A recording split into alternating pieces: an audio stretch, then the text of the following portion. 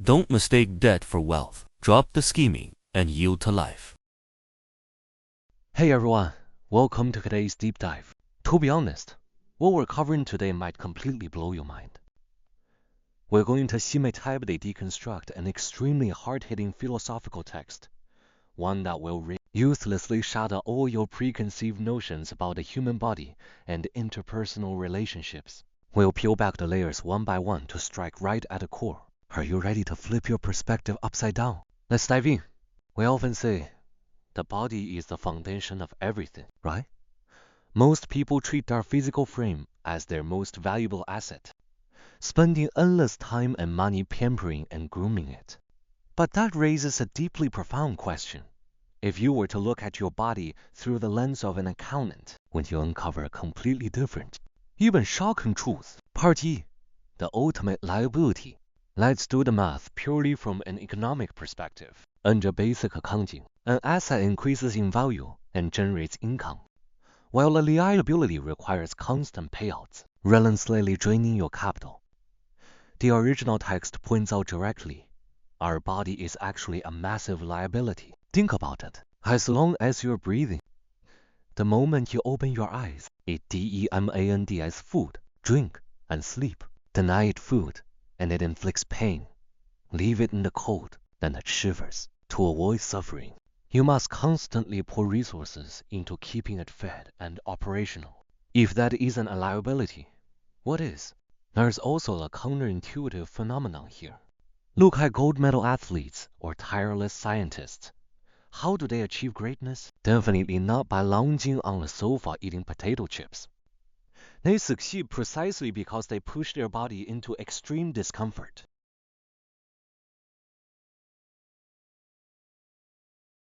Catering to your body's constant craving for comfort doesn't lead to genuine achievement. It just burns through your energy and lifespan at an accelerated rate. Part 2. Escaping grand illusions. Since the body is inherently a draining liability, we must face reality and examine how we instinctively apply beauty filters to mask this debt.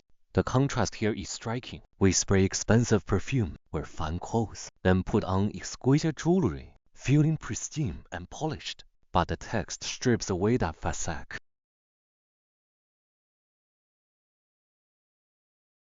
And WH8 remains.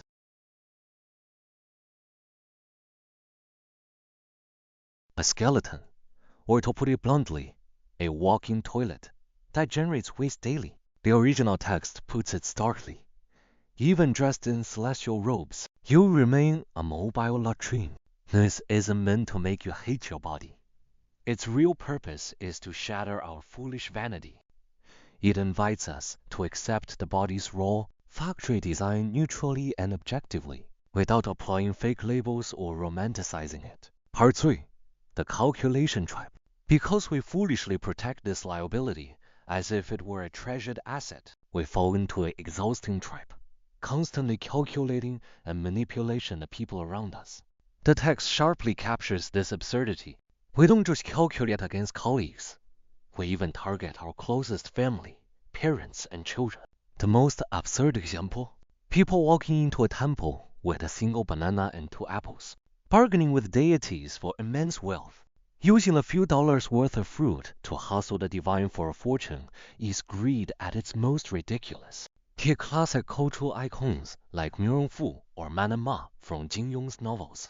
They calculated every move, resorting to any means necessary to bind others for personal gain. But look at their ends. Tragic, broken, and utterly abandoned. Those obsessed with manipulate others ultimately drive everyone away. Extreme calculation yields only extreme loneliness. Part 4. Why coercion is doomed to fail. When endless calculation plays out in real life, it turns into forceful coercion. Take a moment to ask yourself honestly, how many times today did you try to force your ideas onto your child, partner, or colleague? How often did you think they should just do it my way? The text highlights how absurd this is. You wouldn't force a man to give birth because it contradicts his biological nature. Yet in daily life, we constantly push people to become roles they simply cannot fill. It's like forcing someone with an intellectual disability to pass a rigorous graduate exam. You won't just drive them crazy, you'll drive yourself crazy too. This reveals a terrifying escalation of tragedy. Misunderstanding leads to forcing and suppressing others. Coercion quickly turns into verbal arguments. Arguments escalate into physical conflict. Relationships completely collapse into a dead end. There are no winners in the coercion game. The text uses a striking phrase for this behavior. Rot in a relationship. Picture a completely rotten apple, mimicking a sickening stench. When you coerce others, you become that foul apple to them. That suffocating pressure only scares away the people you care about most. Part 5. The Way of Harmony.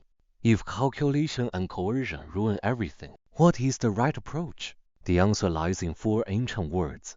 This doesn't mean abandoning your principles or becoming a passive pushover. It means opening your eyes to see people as they truly are, rather than forcing them into your pre-made molds. It means meeting them where they are and working with their nature. The text shares a striking ancient parable. A king meets a group of starving ghosts who can only survive on blood. Instead of lecturing them or forcing them to go vegetarian, he voluntarily offers his own flesh and blood to save them. The core takeaway isn't literal self-sacrifice. It's true wisdom, recognizing and accepting others' current capacity and reality. Just like a wise teacher, true guidance never uses force. It leads gently and patiently. As we wrap up today's breakdown, the text leaves us with a profound final thought. Do not demand that the world change. Understand its nature and live in harmony with it. Real inner peace and lasting influence are never forged through brute force. They come from seeing through the illusion of the physical self, dropping calculated schemes, and genuinely understanding the reality of those around you. So, will you continue exhausting yourself in mutual coercion, or step back and embrace harmony for true freedom? I'll leave that for you to reflect on.